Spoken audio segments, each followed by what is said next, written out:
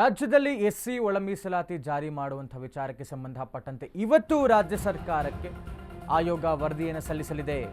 ರಾಜ್ಯದಲ್ಲಿ ಎಸ್ಸಿ ಒಳ ಮೀಸಲಾತಿ ಜಾರಿ ಮಾಡುವಂಥ ವಿಚಾರ ಇಂದು ರಾಜ್ಯ ಸರ್ಕಾರಕ್ಕೆ ವರದಿ ಸಲ್ಲಿಸಲಿರುವಂತಹ ನಾಗಮೋಹನ್ ದಾಸ್ ಆಯೋಗ, ನಿವೃತ್ತ ನ್ಯಾಯಮೂರ್ತಿ ನಾಗಮೋಹನ್ ದಾಸ್ ಆಯೋಗದಿಂದ ವರದಿಯನ್ನು ಸಲ್ಲಿಕೆ ಮಾಡಲಾಗ್ತಾ ಇದೆ ರಾಜ್ಯ ಸರ್ಕಾರಕ್ಕೆ.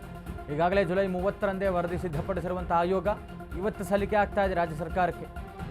ಸಿದ್ಧಗೊಂಡಂತಹ ಒಳ ಮೀಸಲಾತಿ ಸಮೀಕ್ಷೆ ವರದಿ ಇಂದು ಸಲ್ಲಿಕೆ ಆಗ್ತಾ ಇದೆ. ವಿಧಾನಸೌಧದಲ್ಲಿ ಬೆಳಗ್ಗೆ 11ಕ್ಕೆ ಸಿಎಂಗೆ ಸಮೀಕ್ಷೆ ವರದಿ ಸಲ್ಲಿಕೆ ಆಗ್ತಾ ಇದೆ. ಇವತ್ತು ರಾಜ್ಯ ಸರ್ಕಾರಕ್ಕೆ ನಿವೃತ್ತ ನ್ಯಾಯಮೂರ್ತಿ ನಾಗಮೋಹನ್ ದಾಸ್ ಆಯೋಗದ ಒಳ ಮೀಸಲಾತಿ ಸಮೀಕ್ಷೆಯ ವರದಿ, ಒಳ ಮೀಸಲಾತಿ ವರದಿ ಇವತ್ತು ರಾಜ್ಯ ಸರ್ಕಾರಕ್ಕೆ ಸೇರ್ತಾ ಇರುವಂಥದ್ದು.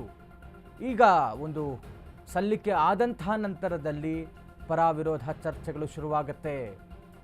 ರಾಜ್ಯದಲ್ಲಿ ಎಸ್ಸಿ ಒಳ ಮೀಸಲಾತಿ ಜಾರಿ ಮಾಡುವಂಥ ವಿಚಾರ, ಇದನ್ನು ಪ್ರಣಾಳಿಕೆಯಲ್ಲೂ ಕೂಡ ಘೋಷಿಸಿಕೊಂಡಿತ್ತು ಕಾಂಗ್ರೆಸ್ ಸರ್ಕಾರ. ಕಾಂಗ್ರೆಸ್ ಪಕ್ಷ ತನ್ನ ಒಂದು ಏನು ಹೇಳ್ತಾರೆ ಪ್ರಣಾಳಿಕೆ ಕೊಡ್ತಾರಲ್ಲ ಸರ್ಕಾರಕ್ಕೆ ಬರೋ ಮುಂಚೆ, ಆ ಟೈಮ್ನಲ್ಲಿ ಇದನ್ನು ಘೋಷಿಸಿಕೊಂಡಿತ್ತು. ಇವತ್ತು ಸಲ್ಲಿಕೆ ಆಗ್ತಾ ಇದೆ ವರದಿ. ಇದಾದ ನಂತರದಲ್ಲಿ ಏನಾಗುತ್ತೆ ಅನ್ನುವಂಥದ್ದನ್ನು ಕಾದು ನೋಡಬೇಕಾಗಿದೆ.